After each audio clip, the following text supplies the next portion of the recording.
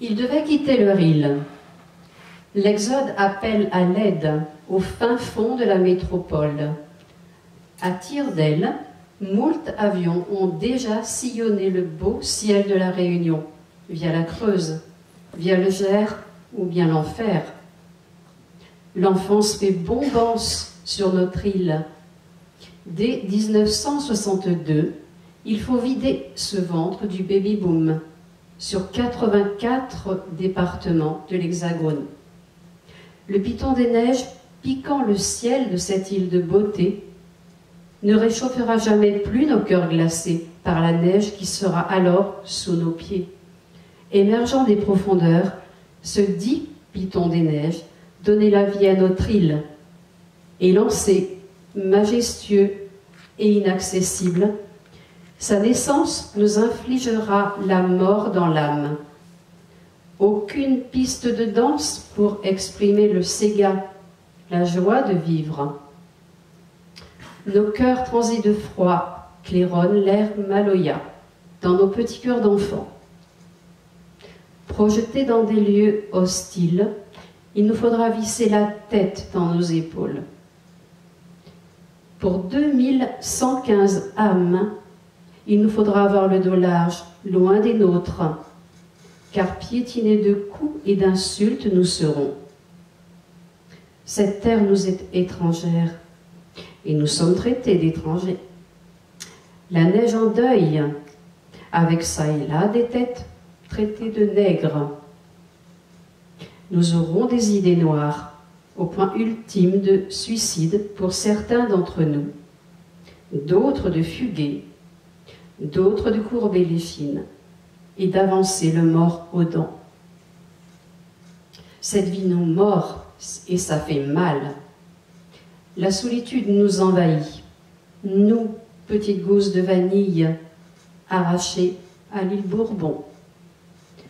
Le volcan de la Fournaise a beau se fâcher, notre île a beau s'agrandir, mais pas pour nous voir grandir. Nous sommes amers de tâtonner dans le noir. Le tunnel a englouti moult d'entre nous. Combien sommes-nous à lutter pour, à présent, aspirer à un semblant de sérénité? Enfants, être fragiles dans des corps d'adultes, nous avons pu, pour certains, donner la vie. Mais, arrachés à nos parents, nous ne parvenons pas à les élever normalement, faute de modèles. Pardon de n'avoir pu être des enfants modèles, nous, adultes vieillissants maintenant. En attendant un signe de notre soleil, le passé va se raconter. Nous, victimes, et nous, témoins, pour plus jamais déraciner des enfants, pour quelque raison que ce soit, au grand jamais d'oublier que toute espèce endémique, transplantée, ne s'épanouira jamais. Merci. Voilà, j'ai intitulé « C'est mon chemin de croix » entre guillemets. Je suis né le 21 décembre 1952 à Saint-Denis. Jocelyn a vécu à La Réunion jusqu'à ses 13 ans, avec ses 6 frères et sœurs. Il a pris la direction de la métropole rurale pour apprendre un métier. Je suis venu car je voulais faire couvreur-zingueur, me raconte. Aujourd'hui, depuis la commune d'Aiguerandes, située dans le département de l'Indre, à la limite avec le département de la Creuse, ça s'est bien passé. Ils m'ont appris un métier que j'aime et je me disais à l'époque que j'y étais pour retourner à La Réunion, refaire le toit de ma grand-mère. Pour moi, c'était l'objectif, je me souviens.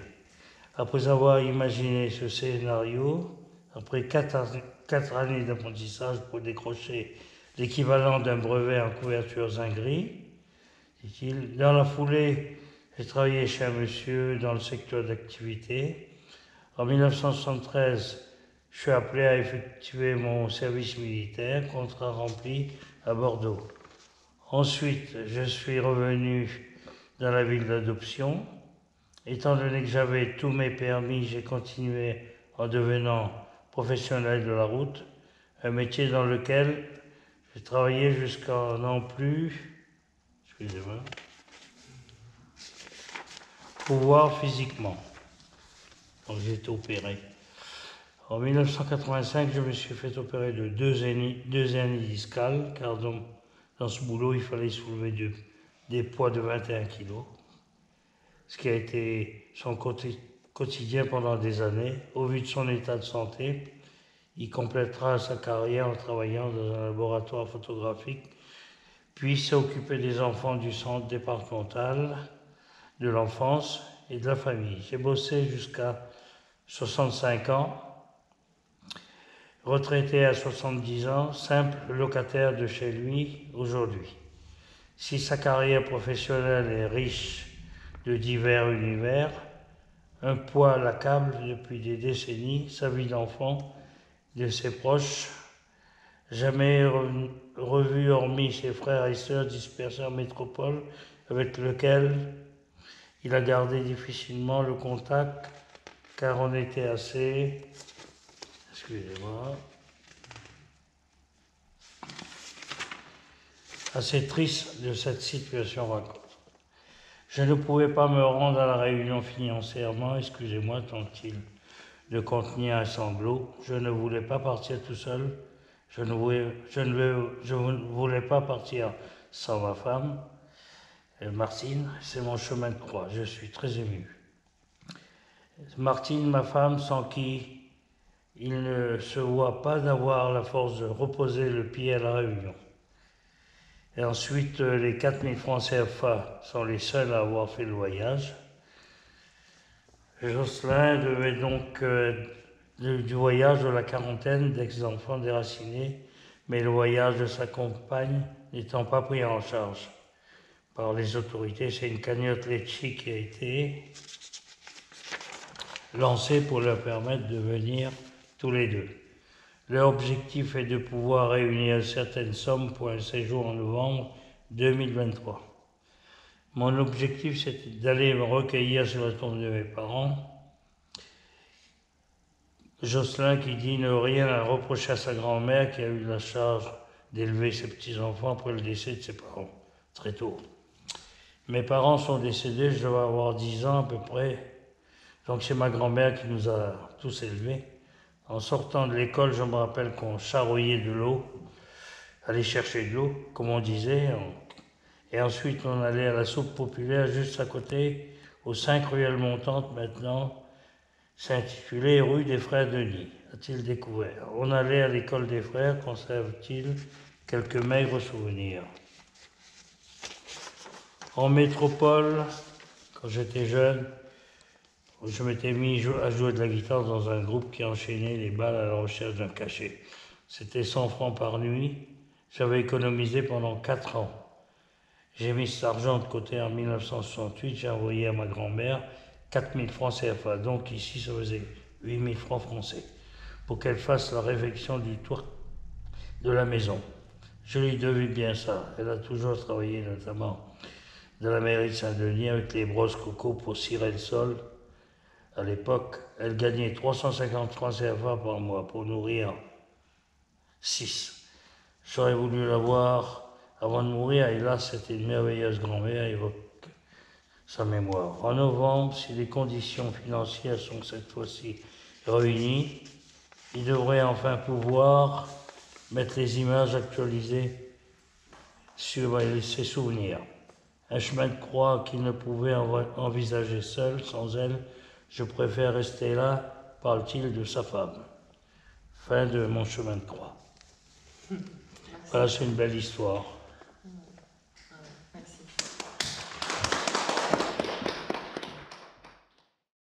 Donc, je suis là aujourd'hui pour vous raconter un sacré événement sur le colonialisme qui se passait à l'époque à La Réunion et qui dure encore aujourd'hui.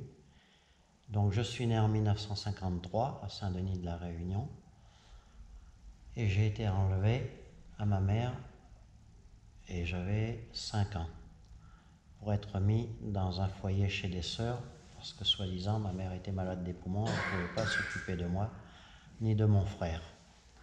Donc là, à partir de là, la galère a commencé. Parce que je réclamais beaucoup ma mère, et pour me calmer, elle m'envoyait des coups de serviette mouillés dans la figure, pour nous calmer. Donc j'ai fait quelques années dans cet orphelinat avec les sœurs. On m'a appris le latin, donc je suis devenu enfant de chœur. Ça m'a beaucoup aidé.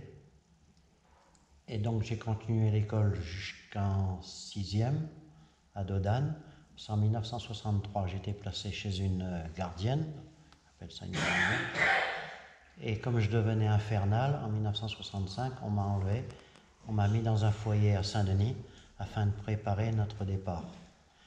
Et ce départ nous promettait beaucoup de l'Eldorado, si vous voulez aller par là. Moi, je voulais faire dessinateur industriel parce que j'étais très bon en dessin, et j'en fais toujours d'ailleurs. Donc je venais pour être architecte.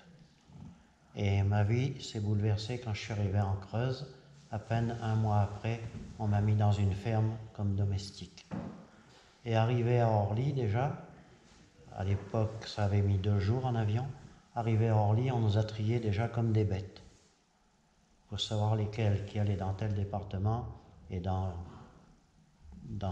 d'autres départements. Moi je me suis retrouvé dans le département de la Creuse sans savoir exactement où j'allais. Et arrivé ici à Guéret, donc on nous a retriés pour savoir ceux qui pouvaient travailler et ceux qui pouvaient continuer l'école. Et moi, on m'a fait des papiers à l'inspection de l'académique pour que je sois rayé des études. Et on m'a placé dans cette ferme. Dans cette ferme, je me suis retrouvé chez les gens de la haute bourgeoisie. Ils vivaient dans un château. Je couchais dans le grenier sur le tas de blé. Je faisais mes besoins dans un seau et je me lavais dans une cuvette. Et je vidais tout ça sur le tas de fumier.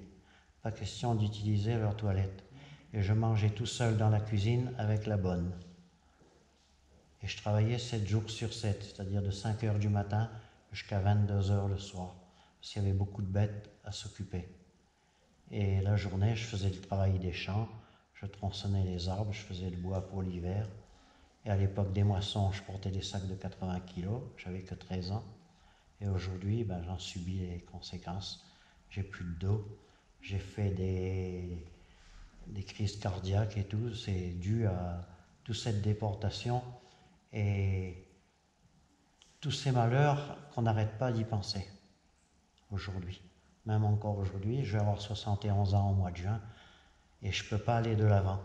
On m'a dit il faut oublier, il faut aller de l'avant. Moi, je ne peux pas avancer à l'heure actuelle.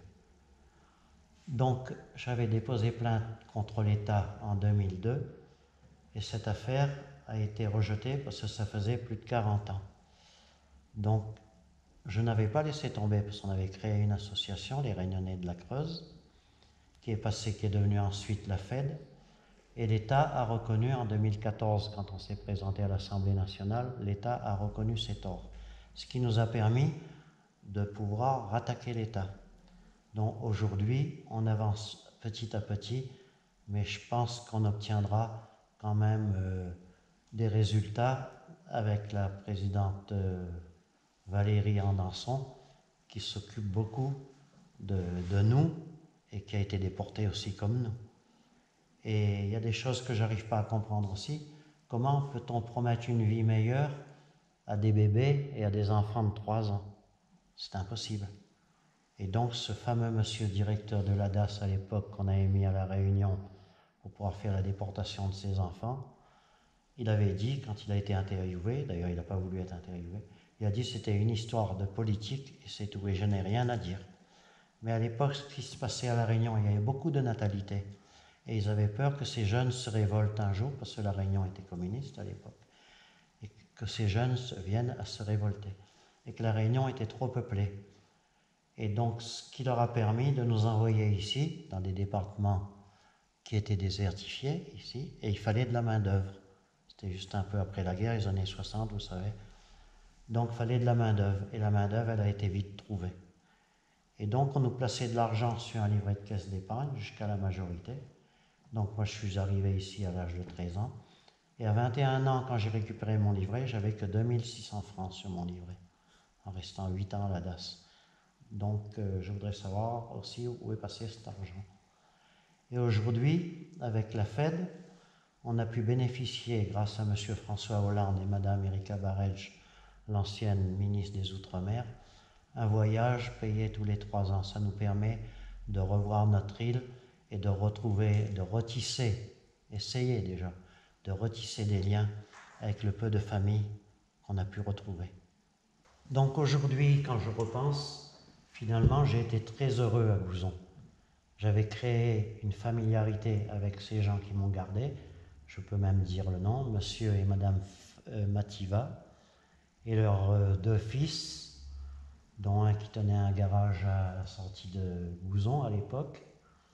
Vraiment, j'étais considéré comme leur 3e fils.